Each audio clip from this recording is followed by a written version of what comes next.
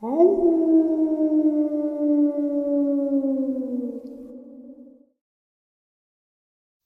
greetings and salutations, everyone. I hope everyone is doing well, and welcome to tonight's second half. Before we jump into it, a couple links. As many of you know, I rely on Patreon, PayPal, channel membership, and the merch to help the channel to continue to grow and go. Links to Patreon, PayPal, and channel membership is in the description below. Merch displayed directly under the video. Also, Dogman, Frightening Encounters, Volume 1 through 3, the audiobook versions. They were written and researched by Tom Lyons, narrated and produced by me, Jeff Nadomley.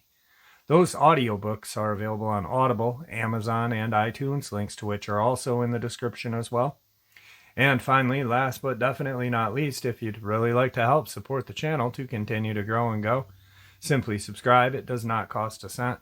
Click the like button, takes half a second.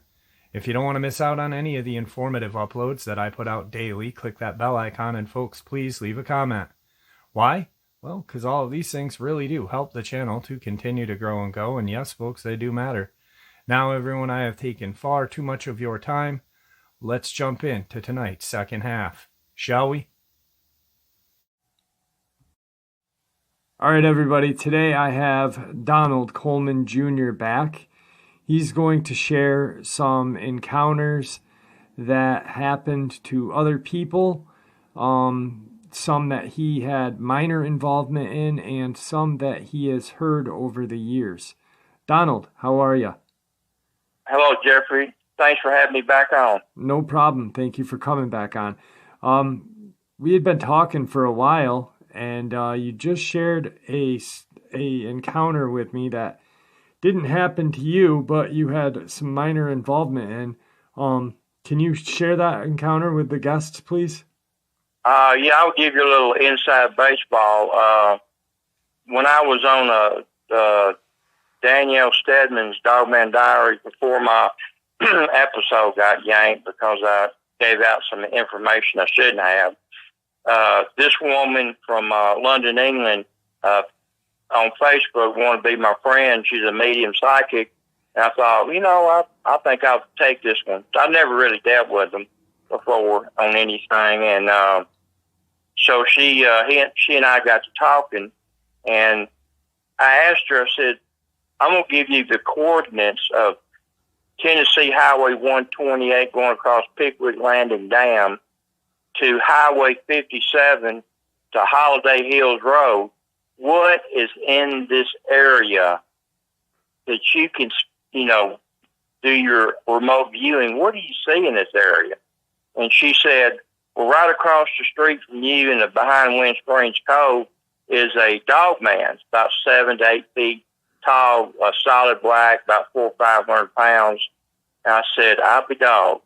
And that's what you heard in 2015 coming out of that vacant lot across the street from your house. And so I asked her, she called me, she texted me at night one time. Because, London, England, and Pickwick Dam on different hours and stuff. Where it's night here, it's day there and vice versa. But anyway, she contacted me, and she said, well, your Dogman is on the move. I said, where's he going? And so I didn't know this. They had a roaming radius of 360 degrees, 50 to 70 miles out the range. So that's a lot of area. That's Alabama, Tennessee, Mississippi they cover and stuff. So anyway, she said, it's going to a place called Hooks Bend. There's a camping resort there. I said, that's Big River Plantation. And she said, Hooks Bend. I said, that's Hooks Bend. I know exactly where that is.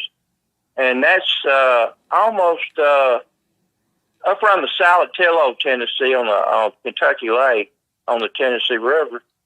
And this woman had come into my asthma rehab back in 2018. I've been in the hospital like 4 months. I'm not going to get into that now, but she came in my room and wanted to take a picture of the lady. I was like, hell, I don't feel like you're taking a picture. And I thought, and then I had just like 6 cents kick in. I thought, So I let her take my picture. And I said, let me ask you a question since you came in my room. I said, I know there's panthers out here. I've seen them. I know there's mountain lions. I've seen them. And I know there's bobcats. I've seen them. In the neighborhood, I've seen it. And so I said, but you ever had a creature or something weird happen to your family that you can't explain? And she said her father had been, he drank, and he was in a truck. I said, are you really from this area? She said, yeah, I grew up, was raised on the Tennessee River on Kentucky Lakeside. I'm from this area. I said, oh, really? And I said, she said, well, the only thing I could tell you that was weird was my dad came up missing, and we looked, searched, had the sheriff's department and TBI and everybody looking for him, and they couldn't find a hide nor hair of him.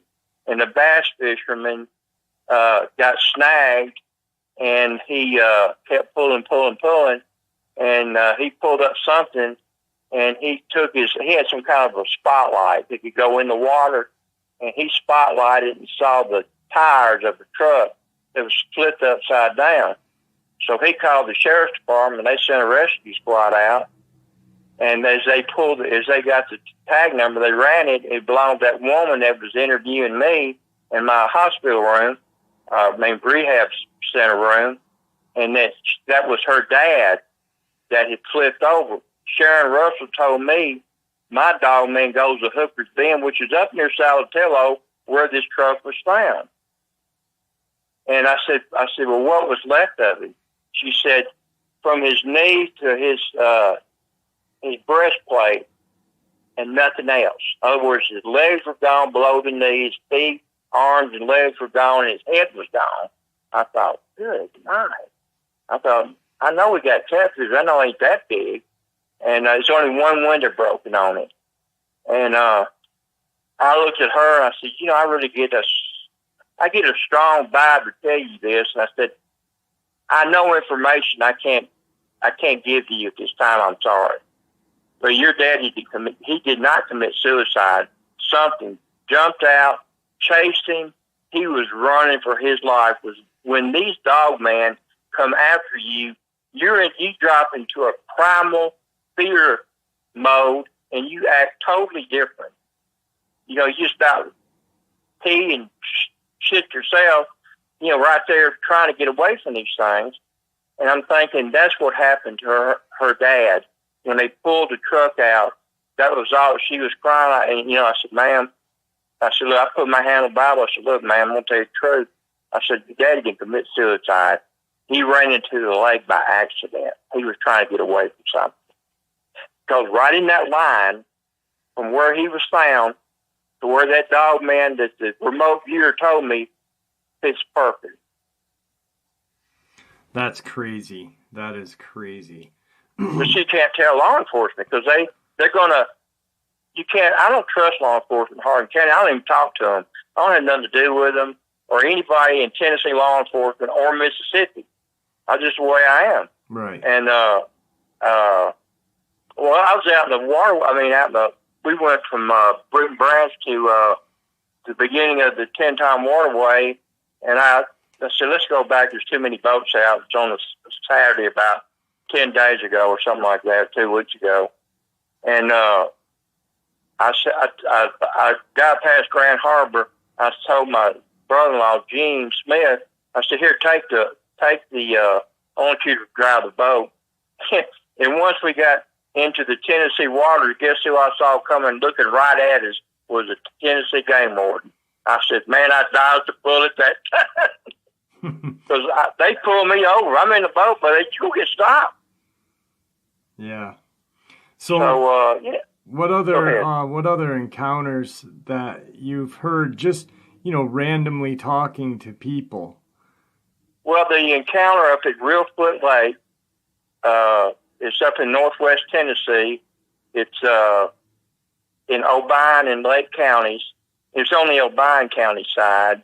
This couple didn't want to take the Eagle tour on the pontoon boat. They wanted to take their vehicle and go on the roads that kind of go between two swamps. It's like they're cutting trees.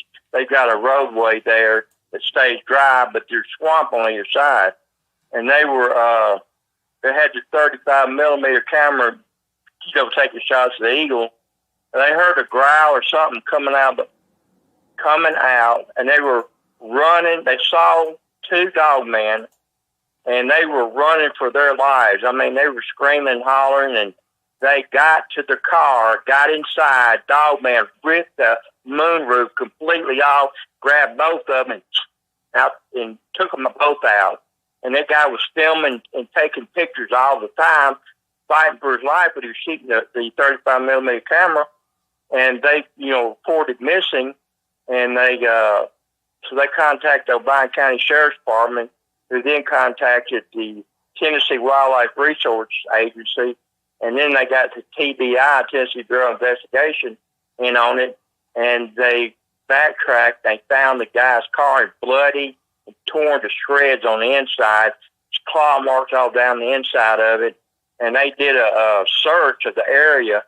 And it was about a year later, some boys were running ATVs, four-wheeling, all down in that area, and they saw a snake going to a brush pile. They were going to kill the snake, had a gun, and he looked in there and goes, he see some kind of silver black looking, and so they dug out that 35 millimeter camera.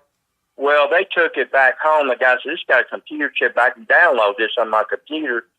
So he downloads and calls his mom and dad in the room, and they see these horrific pictures of these dogmen tearing these people apart. And the guy was still filming the whole time. I guess, nervous twitch. He had some kind of remote control button, and he just kept punching it. And it took all kind of pictures of these things. Parents called the Tennessee Wildlife Resource Agency, and then they contacted the federal game warden.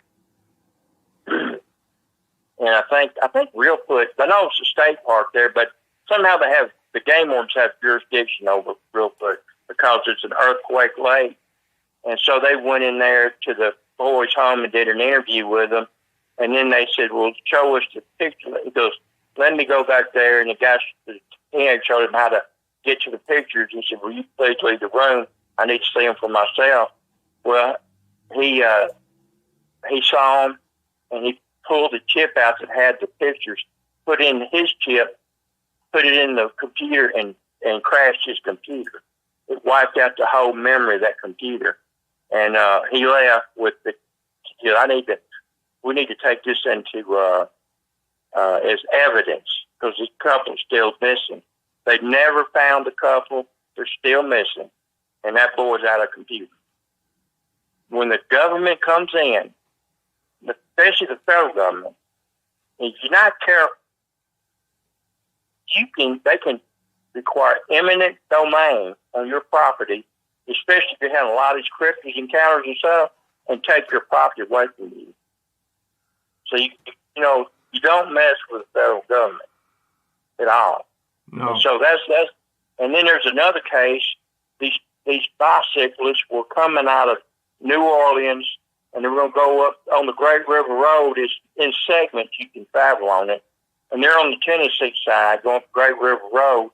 And they went up toward Fort Keller Prison and Fort Keller State Park. They decided they're going to camp and spend the night in the tent. And two dogmen came out and grabbed them and drug them out of their tents, tore the campsite up, and dug them about 50 feet out in the woods and tore them all to pieces. So this elderly couple came by about 10 o'clock that next morning and saw the bodies and called the park rangers, who then called the sheriff's department and the Tennessee Highway Patrol, and they all came out there, and they all wrote it up as a pack of wild dogs. Yeah, me and you were talking, and that's one thing that you and I both agreed on is, these accounts, the teacher in North Carolina, the doctor from Georgia, they all blame wild dogs. I mean, we very seldom see packs of wild dogs just traveling around. It's something that you don't see, and that really doesn't exist in. Well, another story is on Dogman Stories. I think it was on my episode. I was on that deal, but anyway, she was talking, the woman, the host, I'm not going to mention her name. Anyway, she was saying that forest rangers up in the Appalachian Trail, now I'm not sure where it actually starts. I think it's in northeast Georgia. I think it's where it starts and goes all the way up, the Carolinas and Tennessee and Virginia and all them places up there. But she said the forest rangers have been recovering people that are on these mountain bikes and stuff, and the bikes are all tore up, and they're finding body pieces on the trail. In other words, like a hand or leg or foot, but no other part of the body. So Yeah. the U.S. Forest Rangers are reporting that. That's just crazy. That is crazy. Yeah. And so, and then on the another story was between Fulton and Columbus on the Tennessee Tom Begbie Waterway. They call it I think what I remember of that story was two men were going fishing, and so they were fishing. One was fishing 50 yards from each other where they could see each other. And the guy went in the woods. They go to the bathroom, and he stumbled onto a like one of these things, Bigfoot deals, like out of wood and stuff. Yep. And he looked at like an old teepee shelter, and he looked in there and saw man's clothing tore up with blood on it, and the guy had a billfold. So he told him to. They left it where it is, and I think they put ribbons or something where they can find it, and they got the proper authorities, wildlife fisheries and parks, game warden, and probably the local county sheriff's department came in there, and they took pictures and everything like that, and took the statements down, and they got the information off the billfold and took it with them as evidence, and they told those two bass fishermen, don't ever come back here again. You stay out of here. This is they put you under some type of like a crime scene, and we have a crime scene, a murder, send a yellow tape. Well, they yellow and orange tape that and said this is a crime scene, federal crime scene. So you're in here, we're going to put you under federal authority. You're going to serve some time. So they scared the fishermen away, and they found several articles of clothing with blood on them from different people. Huh. Now, you are how close to the LBL? I'm 5 hours away from LBL. Okay, but during your career of law enforcement, I'm sure you heard some stories out of the LBL. Well, the only thing I heard is when I was a public safety officer in South Portland in 1982 and 83, the dispatcher went home, so I had to go and dispatch another patrol unit, went on patrol. So I was answering telephones. So that was before 911. We didn't have all that stuff. Right. So this lady called, and she was crying and squalling on the phone. I said, ma'am, you're going to have to calm down. I can't understand a word you're saying. You just tell me what's going on. Well, she said they had a home invade. And I said, do you work for a bank? Like his own, the FDIC, the federal, banking industry. Or does your bank have the FDIC brand? No, I don't work at a bank. I'm thinking at 1:30 in the morning, I get a 6-cent disposed call. But I said, I can't hang up because it could be, it's a 50-50 call here. And I said, well, why did you call the O'Brien County Sheriff, Weakley County Sheriff, Kentucky State Police, and those two sheriff's departments in Kentucky? And she said, nobody would answer the phone except you. Ain't this my lucky day? And so I get on the low band, and I call the Memphis, Tennessee the Highway Patrol in Memphis, Tennessee headquarters. I asked to speak to a commanding officer at 10:33, which means emergency traffic, possible 10:53 or 4 or whatever the codes were back then, kidnapping and home invasion. I said, he need to call me ASAP on public service, which is the telephone. And so he called me up. What he got? I told him what I had. I said, I just got a feeling the boat would call, but I don't really. You have to make a call because you're a higher authority than I am. I can't send the units to that house. It's too far out of my jurisdiction.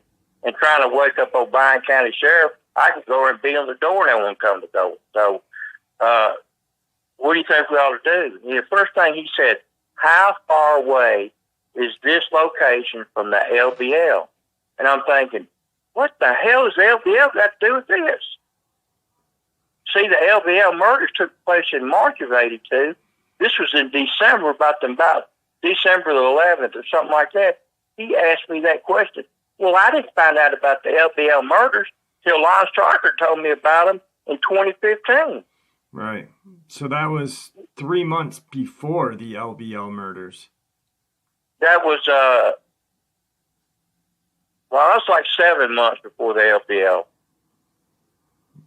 Okay. That was in March. All right. Yeah, 7 months.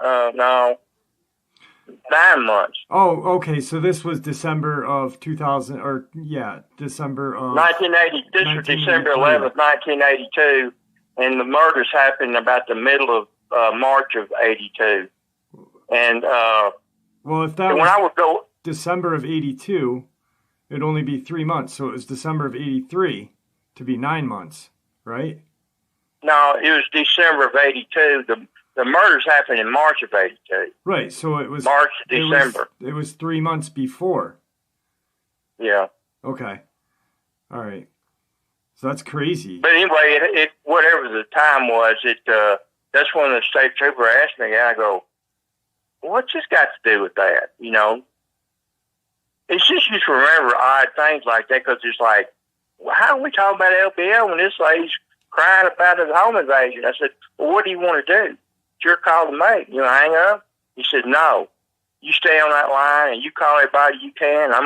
We're going to wake some people up. They woke up everybody. Right. And so when I was on the line with the lady talking to her, I didn't know that. I heard gunshots. I said, now I called back, talked to that captain. We got gunshots. We got a hot zone. You go into a hot zone, that means there's gunfire. It's going on. And it turned out I was right. She was faked a home alone. 29 for that, you know. Right. And that's back in the 80s. You know, you don't, of course, you know, people, how screwy you are with 911 calling up, can you help me with my homework? Yeah. Yeah. Only in the South. Well, up north, too, believe me. Yeah, but how close was she to LBL? Was that right there? I would say she was about 90 miles away. Okay. Okay, now you think about this. The LBL, where she was, and where those Reelfoot Lake people went missing, man, you go a straight line. Yeah, and they travel how they travel. They don't need, they just go. Yeah, and so they use river corridors, creeks, swamps, abandoned backcountry roads, railroad tracks, and they have my Dogman that lives across the street from me has a roaming radius of 360 degrees, 40 to 70 miles outside that zone. You can be in southwest Tennessee, northwest Alabama, northeast Mississippi. That's a lot of area. Yeah. That's a lot of area. So, you see, what you got to realize, these things are solid black. They can run down, I'm sure the barges have probably picked a few of them up, but they don't say nothing. Yeah. They don't. So, they're easily to hide. There's one encounter that you shared with me just tonight, and I don't remember who you heard it from, but it's pretty graphic. And if you could share that, but try to be as less graphic as you can, please. Okay. I'm not sure where the Appalachian Trail begins. I know it ends in Maine, and I think it's in northeast Georgia. I think that's where it comes out. And this people like to go ride their mountain bikes, just ride a bicycle with the knoppy tires and stuff on it. That's real big up there. And they come out of Atlanta and all these other suburbs north of Atlanta, and they come up the Appalachian Trail, and they like to ride the trail. So some of the bikers had come up missing. So they contacted the U.S. Forest Service, which is over that in the United States. Well, it would be outside the Great Smoky Mountains National Forest, so they would be in jurisdiction. They call the Sheriff's Forest Service, and they would go out and they would find body parts spread out across the, about a mile or two, spread out, and, clothing ripped and tore to shreds, blood on it, and they would find that. And of course, that's covered up under bear attack. And I was telling Jeffrey, I was at LBL last time I was there was like 2010, and anyway, I was at New Johnsonville, and we're going to put in a boat in. I got the binoculars out. I looked at it. I said, Scott, it's whitecapping out there. You know what that means? I said, I'm going to take the truck and trailer and go on to Lake Barkley State Resort Park and meet you over there. So he went on, and I drove over there and was waiting for him down at the marina at the boat ramp. And he came in about 3 or 4 hours later and came in. I hauled his boat out of the water for him, and we were looking it over. This big old game where he's about 6'7", 350. He's a big old guy. I said, man, y'all play for NFL. I feel like a midget compared to you, But he came over. He said, where's your fishing gear? I said, it's a ski boat. Ain't no fishing boat.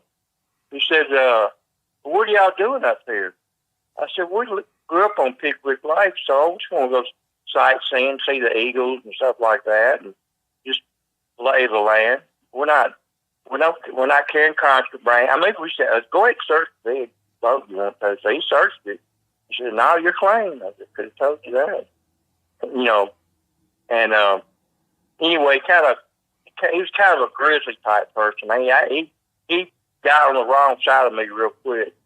And so Scott and I went up to the inn and got a room, and the restaurant's really good. You're up to the Lake Barkley State Resort Park. They got excellent food at that party. Really good. And so I was over eating Scott, and he wanted to call his girlfriend up in Atlanta. So I said, I'm going to go sit at this table where all the game wardens and the park rangers and other law enforcement, I think the Kentucky State Police, big old table. I think I'm going to see if I can glean any information off of them. And game warden stared at me. I said, well, he wants to have a private call with his girlfriend. That's why I came over here, to kind of kill his curiosity. And I sat real quiet, and I just kind of put my back to the table. And I heard them talking the code names of what they call Sasquatch and Dogman. They call Black Dog and Black Bear. And then, of course, Jeffrey told me it's also named Black Cow. I have heard that before. But they were just talking about Black Bear, but Black Dog, and they were talking in hushed tones. I said, mm-hmm. And that really, what Ron Stryker's one told me about on PhantomMonsters.com, he told me when I was on his site in February 2015 about, said, Google the beast of LBL. I said, well, I never heard of the beast. What are y'all talking about? And so when I read that Jan Thompson article, I said, good night. And I didn't put two and two together until one of the stories I shared, it might have been on Jeff's, I'm not sure, about that South Fulton Police Department call that the woman how far are you from LBL? The state trooper goes, how far are you from LBL? I said, it's about 90 miles. But you parallel the real foot encounter, they have the missing couple, to the ladies encounter, which turned out to be false, to the LBL, it's straight parallel down the Tennessee-Kentucky line. I mean, directly. And there have been all kinds of cryptid encounters in that area, all the way up to Metropolis, Illinois, all the way over towards St. Genevieve, Missouri on the Mississippi. That's a real hot spot area up through there. And what I told Jeffrey is that these creatures are using all kind of corridors, which like the old rivers, the old abandoned sloughs, streams, creeks, abandoned railroads, farm roads, and back roads. And that's where how they're traveling and doing it at night. They're solid black. You're not going to see them unless they run in front of your car. Right. I heard, actually, there's two more. It's on the Ohio River, a little bit to the east of Brandenburg, Kentucky, but on the Ohio side. And a couple were, honeymooning out there on the back country roads, and two Dogman came up and killed both of them. Very graphic. I'm not going to go into it because there's kids, but they don't need to hear this. But that was the encounter. And in another encounter, a guy took I talked to him on the phone. He told me about this encounter. And it happened down at Scruggs Recreation Place on the 10-Time Waterway, where I told you in 2007, I was in August walking down the road for exercise. Right in that area where that brown fence is, I felt something weird, bad vibe, and I ran back to my car and got out of there. But when I talked to this person in 2016, told me he took a report from two teenagers on four-wheelers, those ATVs, and there's an old slough back there. I Google mapped it, and sure enough, those sloughs back there, they were running, having a good time, and they thinking they just Dogman, two of them, got after them. And they saw it coming, and man, they were running for their lives, screaming and crying, and they were doing up speeds of 45 and 50 miles an hour, and that Dogman took the jacked off one and scratched the back seat of the other. And they were running down these back country roads and stuff, and they just finally outran it.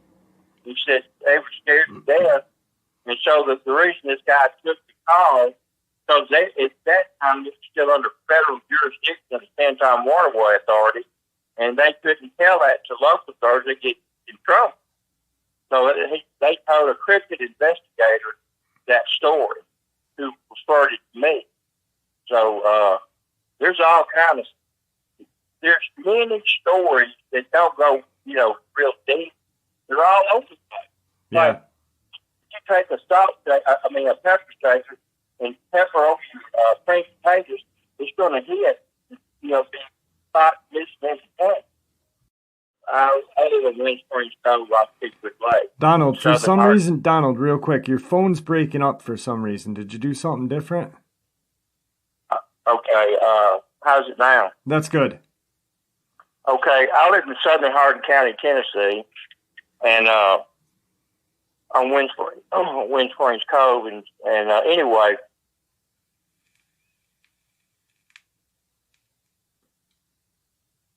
Oh, shoot. Oh, yeah, and this guy named Robbie was spraying my house back in 2017, and I asked him, I said, Rob, have you ever had any weird creature encounters besides panthers, mountain lions, and bobcats? He goes, yeah. I said, where was it? He said, right across he said, it's now the woods of Pickwick, Lakeside Subdivision. I said, over there across from the Pickwick State Park and the Hardin Authority dock. He goes, yeah. I said, tell me what happened. Well, back in the early 80s, that was that was wilderness back there. We're talking about thousands of acres of wilderness. anyway, he told me that his friends were. I said, "How many in your group?" He said, 6. They all had automatic shotguns. They was out, deer hunting. He said there's a big brush pile. He heard something. They heard something, and they thought it was a deer, so they all got down and firing positions. And he said he heard a scream, and up jumps some type of beast. I said, "Well, what was it?" He said, "It looked like a wild man." I said, "Somebody been living out wild in the woods?" He goes, "Yeah." He said he was naked from the waist down and hairy from the waist up, and let out a scream and went running off in the. I said, "He's barefoot, right?" He goes, "Yeah." And he went running out in the woods. I said, and he was making the trail. I said, "Well, why didn't y'all shoot at it?" He said, "We didn't know what it was." That's crazy. And that's 5 miles from where I live. Yeah. You live deep in the woods, that's for sure. Yeah, so, it's you got to realize, like, my area opened up, Holiday Hills opened up in 62. Tim Tom Waterway, 74 to 85 is under construction. A guy told me the last encounter was he was working on a waterway and camping. Instead of going home all the time, he just camped out where he worked. So he had to get up and he's at work. He saved money on gas and stuff.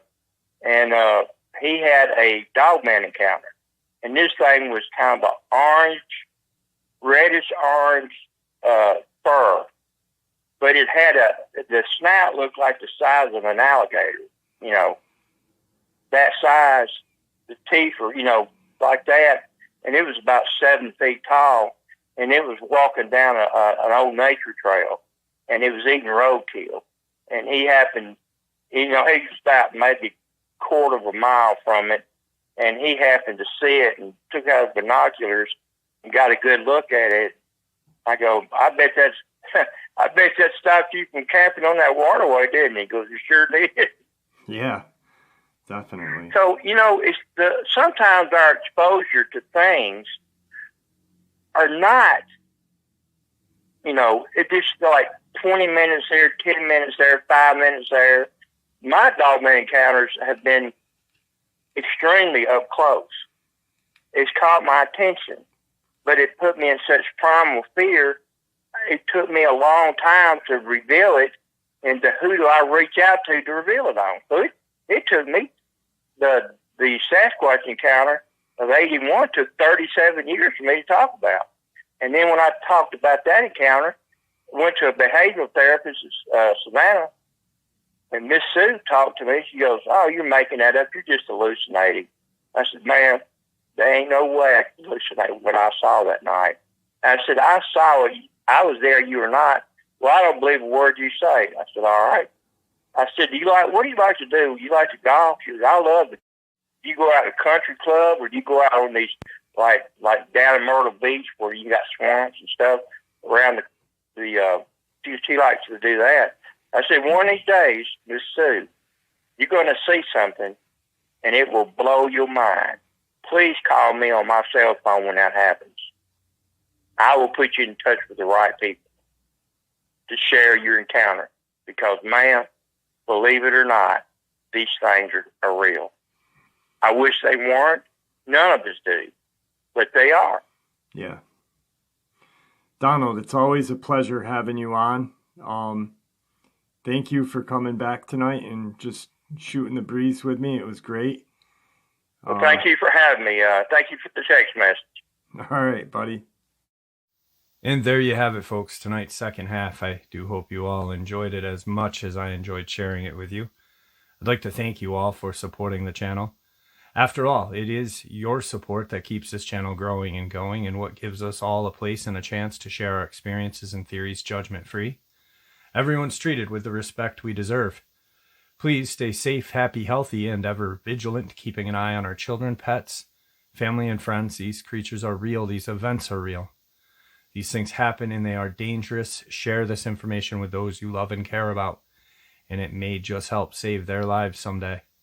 Until next time, never stop asking questions, never stop searching for the truth, and God bless.